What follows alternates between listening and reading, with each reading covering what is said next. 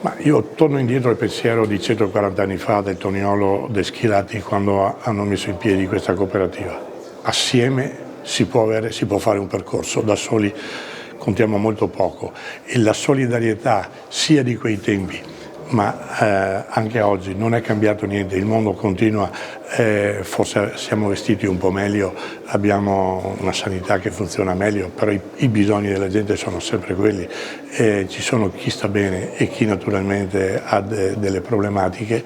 e naturalmente questi eventi atmosferici che possono essere in questo momento, ma può essere i terremoti e quant'altro. Su questo io credo che la solidarietà ci deve essere perché vuol dire che se manca questo spirito contiamo poco. Ma la difficoltà che abbiamo è sempre l'instabilità,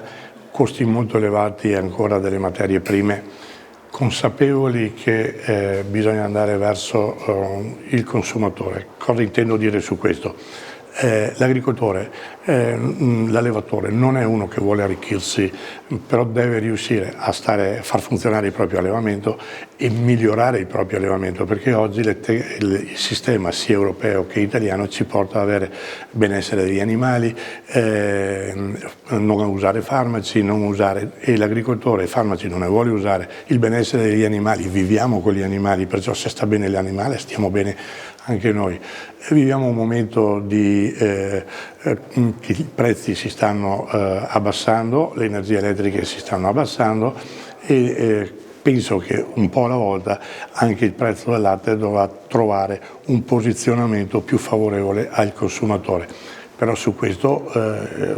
lancio il mio pensiero che per quanto riguarda la trasformazione deve fare la sua parte, ma anche le vendite, la grande distribuzione deve fare la sua parte. Ma il futuro, la latteria io credo che 140 anni è arrivata, però continua a investire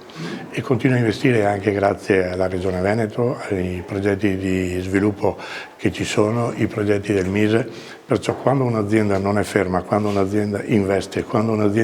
anche in ricerca come stiamo facendo noi, abbiamo messo a disposizione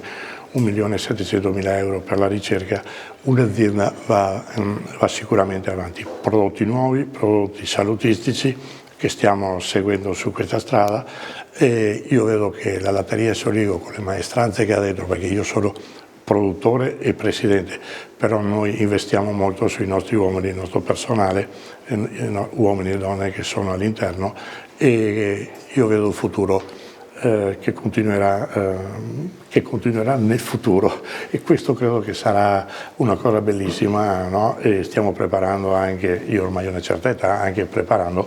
chi deve prendere le redini per portare avanti questa cooperativa. Sì, l'idea del Presidente Bruniera è stata quella che nel giorno dei 140 anni, cioè il 24 maggio, ci fosse la volontà di presentare le 10 attività principe che si svilupperanno nel corso dell'anno e quindi la conferenza stampa di oggi nasce per presentare appunto queste 10 attività che vanno dal lancio di nuovi prodotti alla presentazione del nuovo catalogo di Latteria Soligo che ha un'impronta anche storica e alla nuovissima attività di e-commerce, quindi arriveremo per la prima volta direttamente nelle case delle persone in tutta Italia con un secondo step poi di implementazione in tutta Europa e quindi diciamo per noi è un bel passo in avanti. Chiuderemo l'anno con la presentazione del libro sui 140 anni che abbiamo voluto fare una cosa diversa, non sarà un libro storico su quella che è la latteria ma sarà un romanzo edito da Redaction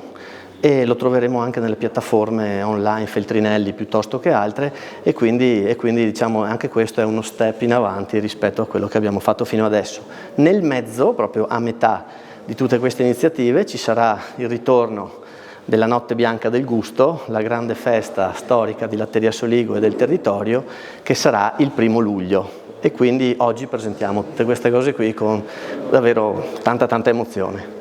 Ma allora, da un punto di vista di analisi del marketing possiamo dire questo. Veniamo da un 2022 che è stato un anno particolarissimo dove ci sono stati degli incrementi di prezzo dettati all'aumento dei costi energetici, la tematica delle materie prime legate alla guerra in Ucraina e quindi hanno influito un po' in tutto l'anno in una scaletta che è stata sempre a salire, soprattutto per i prezzi al consumatore. Voi sapete che Latteria Soligo fa della qualità del suo prodotto un po' il punto di forza, però non si deve mai arrivare al punto di rottura rispetto al prezzo del consumatore, perché ci vuole anche il rispetto dei sacrifici che tutte le persone fanno nel loro quotidiano. E quindi il 2023 è partito con una forte volontà di regressione dove è possibile sui prezzi finali al consumatore, e quindi anche l'attenzione sul lancio di questi nuovi prodotti è stata duplice